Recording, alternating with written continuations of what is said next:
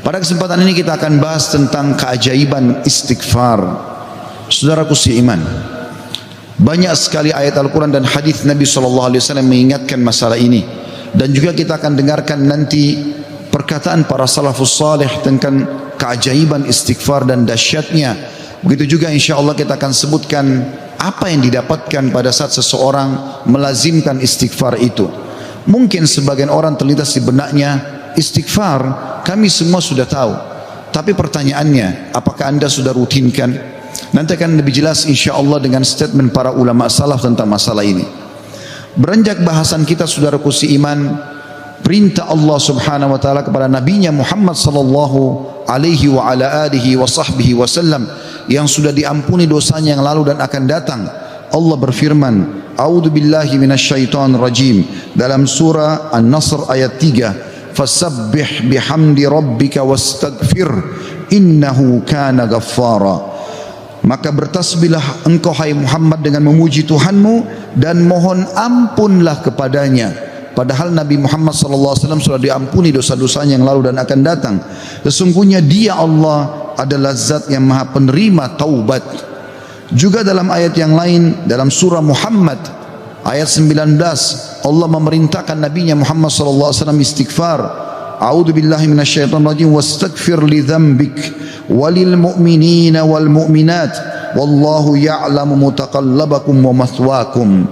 Dan mohonlah ampun bagi dosamu hai Muhammad, dan bagi dosa orang-orang beriman laki-laki dan orang beriman perempuan, dan Allah maha mengetahui tempat kamu berusaha dan tempat tinggalmu. Juga baginda Nabi sallallahu alaihi wa ala alihi wa sahbihi wasallam bersabda, wallahi inni la astaghfiranna Allah wa atubu ilahi fil yawmi aktsara min 70 marrah. Demi Allah, padahal beliau tidak butuh untuk sumpah, tapi untuk memastikan tentang pentingnya pengucapan istighfar di lisan setiap orang di antara kita. Beliau mengatakan, demi Allah, aku selalu beristighfar kepada Allah. Artinya pengucapan permohonan maaf kepada Allah dan bertaubat kepadanya. Maksudnya mengucapkan ikrar tidak akan mengulangi kesalahan dalam setiap harinya lebih daripada 70 kali. Dan hadis ini hadis sahih diriwayatkan oleh Imam Muslim. Juga dalam riwayat yang lain Nabi SAW sebutkan fil yaumi mi'ata marrah, dalam setiap hari sampai 100 kali. Saudaraku seiman, para ulama salaf menjelaskan kepada kita bagaimana kedudukan istighfar. Bermula dari perkataan sahabat yang mulia Abu Musa al-Ash'ari radhiyallahu anhu. Beliau mengatakan, dahulu kita memiliki dua pelindung dari azab atau siksaannya Allah. Salah satunya telah pergi, yaitu keberadaan Rasulullah sallallahu alaihi wa ala alihi wa sahbihi wasallam di tengah-tengah kita. Selama Nabi masih hidup sallallahu alaihi wasallam, mereka tinggal datang ke Nabi mengatakan mohon ampunlah untuk kami. Tapi sekarang Nabi sudah meninggal, maka sudah hilang satu kesempatan itu untuk menghilangkan azab, gangguan, gempa, banjir, bencana, kesulitan, wabah seperti sekarang. Dan tersisa satu, yaitu istighfar. Apabila ia juga telah pergi dari lisan seseorang di antara kita, maka niscaya kita binasa. Rabi' ibn Haytham rahimahullah, seorang ulama tabi'in berkata, merendahlah kalian kepada Rabb kalian, berdoalah kepadanya di kala senggang, maka Allah telah berfirman dalam hadis qudsi, man da'ani fir rakha'i ajabtuhu fi syiddah.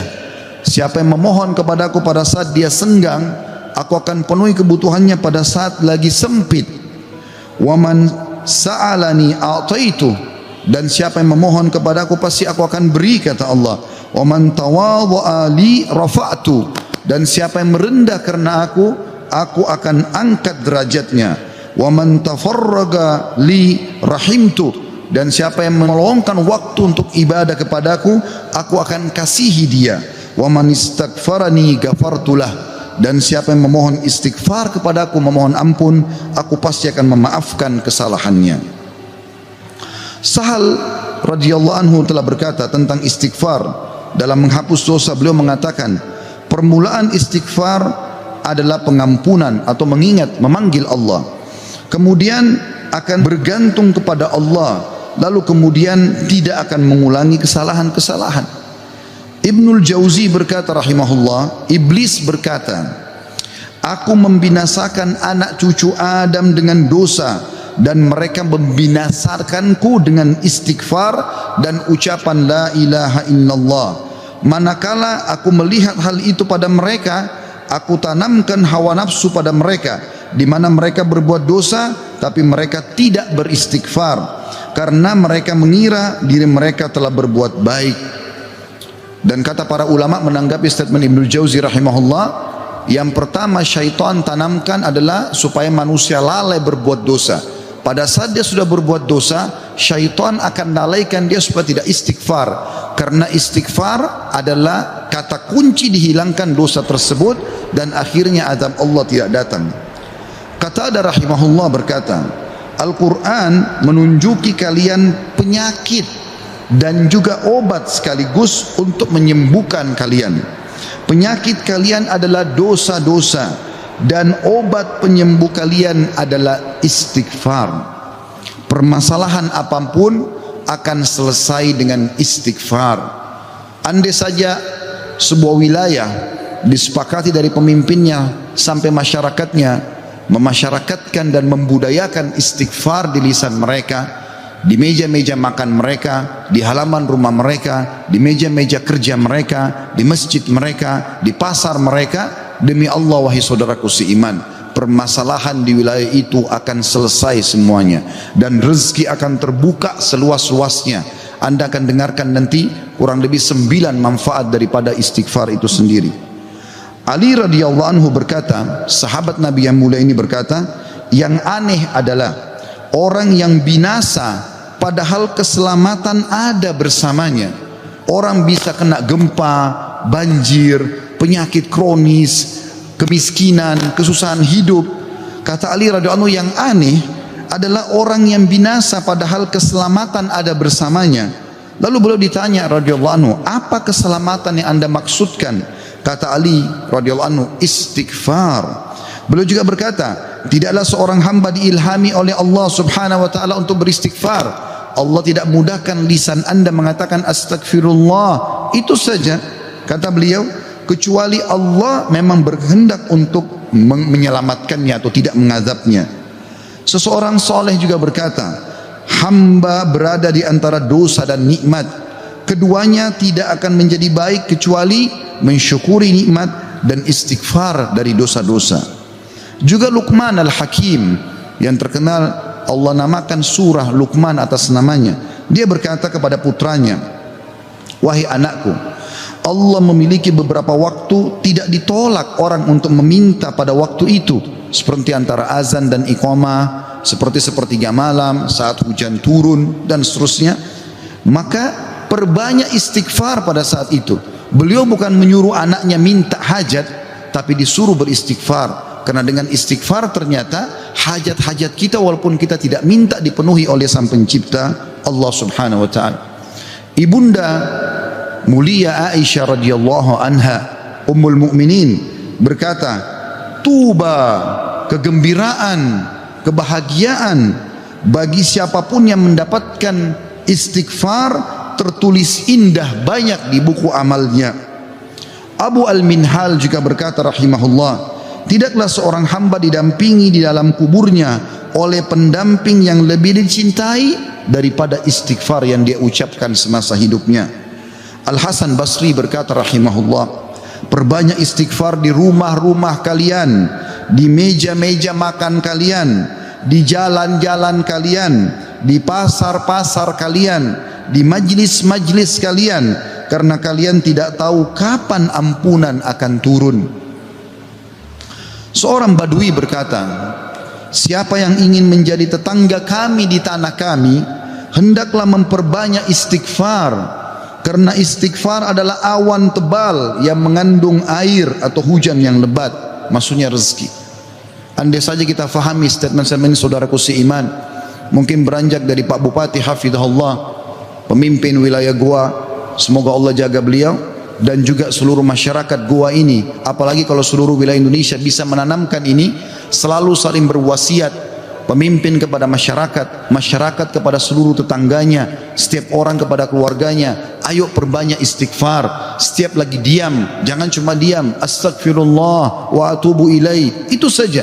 Berapa banyak orang, tadi saya dapat informasi masyarakat gua kurang lebih kalau tidak salah 800.000. Kalau 800.000 orang anggap yang muslimnya misalnya 700.000 saja, semua beristighfar satu orang satu kali saja, ada 700.000 istighfar naik ke langit.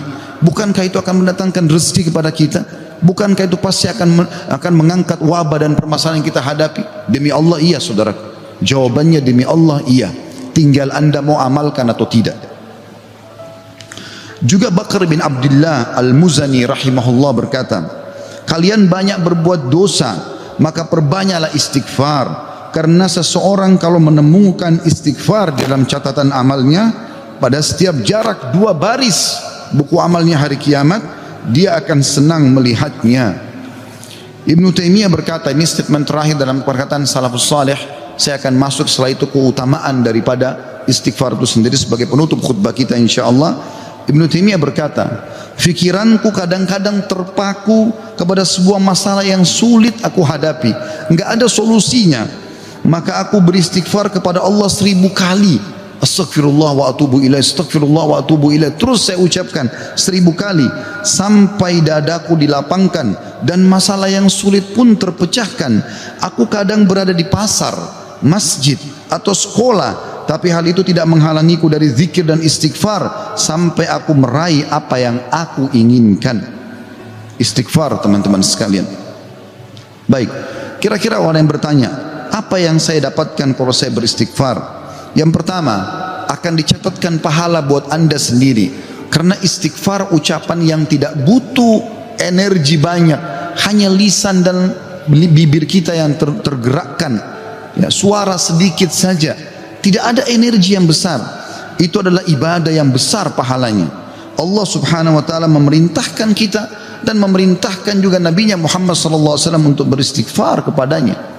Allah berfirman di dalam surah Mu'min ayat 55, A'udzu billahi minasyaitonir rajim, fasbir inna wa'dallahi haqqun wastaghfir li dzambik wastaghfir li dzambika wasabbih bihamdi rabbika bil asyi wal ibkar.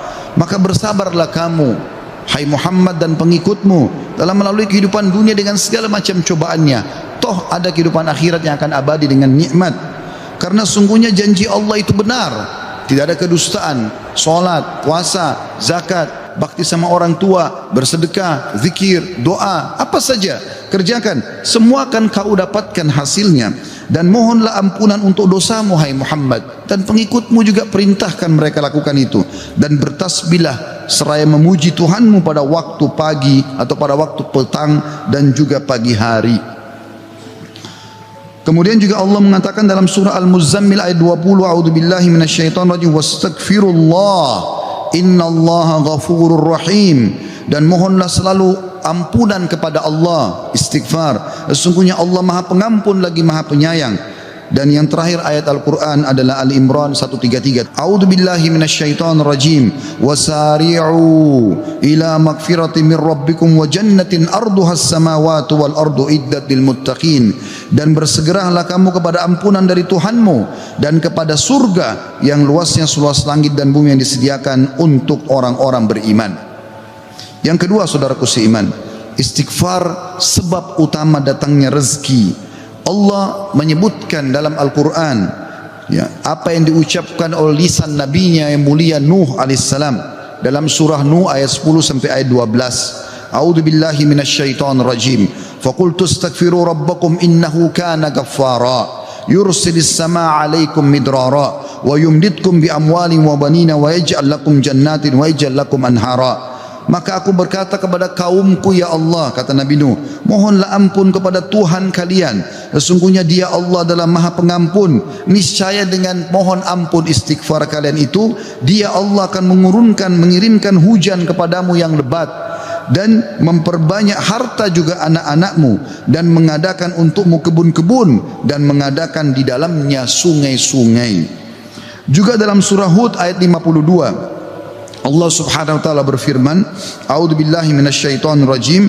Ya qaumi, Nabi Hud berkata alaihissalam, ya qaumi istaghfiru rabbakum thumma tubu ilaihi yursilis samaa alaikum midrara wa yazidkum quwwatan ila quwwatikum wa la tatawallaw mujrimin. Hai kaumku, kata Nabi Hud alaihissalam, banyaklah mohon ampunlah kepada Tuhan kalian dan bertobatlah kepadanya. Niscaya pasti dengan istighfar dan tobat kalian Dia menurunkan hujan yang sangat deras atasmu. Maksudnya subur. Hujan bukan mematikan tapi membawa berkah. Dan Dia akan menambahkan kekuatan kepada kekuatanmu. Fisikmu akan kuat, fikiranmu, jiwamu akan sehat. Dan janganlah kamu berpaling dengan berbuat dosa. Al-Qurtubi rahimahullah berkata tentang tafsir surah Hud ayat 52, di dalam ayat-ayat ini terdapat dalil bahwa istighfar digunakan untuk meminta rezeki dan hujan. Juga Ibnu Katsir berkata rahimahullah dalam tafsir beliau surah Hud ayat 25, jika kalian bertobat dan memohon ampunan kepada Allah serta kalian mentaatinya, niscaya Allah akan memperbanyak rezeki kalian, memberikan kalian minum dengan nikmat-nikmat langit, mengeluarkan untuk kalian nikmat-nikmat bumi, menumbuhkan untuk kalian tumbuh-tumbuhan, mengalirkan untuk kalian air, dan menjadikan untuk kalian kebun-kebun. Di dalamnya terdapat berbagai macam buah-buahan, dan Dia menyelingi di antara kebun-kebun tersebut sungai-sungai yang mengalir.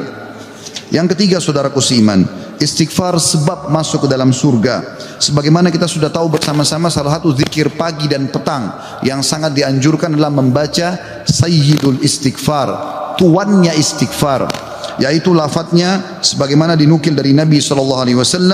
Beliau mengatakan, Allahumma anta rabbi la ilaha illa anta khalaqtani wa ana abduka wa ana ala ahdika wa wa'dika mastata'tu a'udhu bika min syarri ma sana'tu abu'u laka bi ni'matika alayya wa abu'u bidzambi faghfirli fa innahu la yaghfirudz dzunuba illa ant.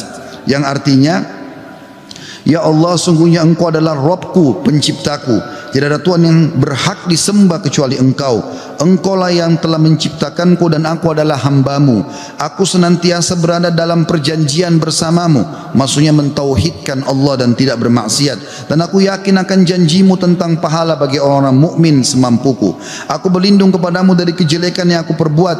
Aku mengakui nikmatmu kepadaku serta aku mengakui dosaku. Oleh karena itu ampunilah aku, karena sungguhnya tidak ada yang mengampuni dosa kecuali Engkau. Kata Nabi SAW, siapa yang mengucapkan ini, man qalaha minan nahari mukinan, dia yakin, besok dia ucapkan di siang hari atau pagi hari dengan yakin dalam hatinya, famata min yaumihi, kemudian dia meninggal pada hari itu, qabla an yumsiya, sebelum tiba di sore hari, fahuwa min ahlil jannah, dia pasti masuk ke dalam surga. Wa man qalaha minal laili wa huwa muqinun biha, dan siapa ucapkan walaupun sekali saja di malam hari, famata, maka kemudian dia mati, qabla an yusbih, sebelum dia tiba pagi hari, fahuwa min ahlil jannah.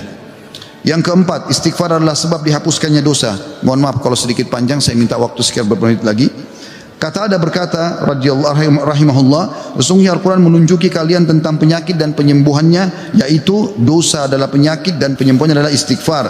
Allah berfirman, a'udzubillahi minasyaitonir rajim, dalam surah Al-Imran 135, walladzina idza fa'alu fahishatan aw zalamu anfusahum dzakarullaha fastaghfaru lidzunubihim wa man yaghfiru dzunuba illallah wa lam yusirru ala ma fa'alu hum ya'lamun. Dan juga orang-orang yang apabila mengerjakan perbuatan keji dan menganiaya diri mereka, kalau mereka buat dosa, maka mereka ingat kepada Allah lalu mereka memohon ampun terhadap dosa-dosa mereka, dan siapa lagi yang dapat mengampuni dosa selain Allah, dan mereka terus mereka tidak meneruskan perbuatan dosa itu sedang mereka mengetahuinya. Kemudian teman-teman sekalian, selanjutnya adalah yang kelima, istighfar mencegah hukuman dari Allah Subhanahu wa taala. Saya ambil satu saja. Al Hasan Basri rahimahullah berkata, wahai anak Adam, meninggalkan dosa lebih ringan bagimu daripada mencari taubat, dan ketahuilah bahwasanya pada saat kau meninggalkan perbuatan dosa, atau kau beristighfar pada saat berbuat dosa, maka azab Allah tidak akan datang. Karena Allah berfirman dalam surah Al-Anfal ayat 33, A'udzu billahi minasyaitonir rajim, wa ma kana Allahu liyu'adzibahum wa anta fihim, wa ma kana Allah mu'adzibahum yastaghfirun. Dan Allah sekali-kali tidak akan mengadab mereka sedangkan kamu berada di tengah-tengah mereka, hai Muhammad, dan tidak pula Allah akan mengadab mereka sedang mereka selalu memohon ampun. Yang keenam, istighfar sebab diangkatnya derajat. Dalam sebuah hadis, ajarkan bab ini kepada anak anda. Dalam hadis riwayat Ahmad dengan sanad hasan, kata baginda Nabi SAW, Inna Allah Azza wa Jalla yarfa'ud darajati lil abdi salihi fil jannah, fayaqulu ya Rabbi anna li hadhihi, fayaqulu bi istighfari waladika lak. Sesungguhnya Allah yang maha suci dan maha tinggi mengangkat derajat seseorang hamba saleh di surga sehingga dia bertanya, yang sudah mati diangkat derajatnya tinggi di surga. Hamba ini bingung, dia tidak pernah merasa berbuat amal yang bisa membawa dia ke derajat itu. Lalu dia bertanya, wahai Rabbku, dari mana nikmat ini hamba dapatkan? Maka kata Allah SWT, dari istighfar anakmu untukmu. Yang ketujuh, istighfar adalah sebab disucikan hati. Sebagaimana Nabi SAW bersabda, Innal mu'mina idha adnama dhamban kanat nuqtatan sauda'u fi qalbihi. Kalau seorang mukmin berbuat dosa akan menjadi titik hitam dalam hatinya. Fa in taba wa naza wastaghfara su'ika qalbuhu minha. Kalau dia bertaubat kemudian dia beristighfar kepada Allah, meninggalkan dosanya, maka akan diangkat noda hitam itu dalam hatinya. Fa in zadat hatta taklufa qalbu fadzalika ar-rana alladhi dzakarahu Allah fi kitabihi kalla barrana ala qulubihim ma kanu yaksibun. Dan kalau seandainya dia bertaubat dan meninggalkannya serta beristighfar, hatinya kembali bersih darinya, dan kalau dia tambah melakukan dosa, maka bertambah pula titik hitam itu sampai menutupi seluruh hatinya. Dan itulah makna kalimat ar-ran dalam firman Allah Subhanahu wa taala, sekali-kali apa yang selalu mereka usahakan itu menutupi hati mereka. Surah Al-Mutaffifin ayat 14. Dua poin yang terakhir teman-teman sekalian, yang kedelapan adalah istighfar sebab memperoleh anak dan keturunan. Dinukil dalam sebuah riwayat disebutkan oleh Abu Hanifah rahimahullah dalam musnadnya, bahwasanya seseorang datang mengeluh dari Jabir bin Abdullah radhiyallahu anhu. Seseorang mengeluh kepada Nabi SAW lalu berkata, ya Rasulullah, ya sesungguhnya aku, orang semua punya anak tapi aku sendiri yang tidak punya anak.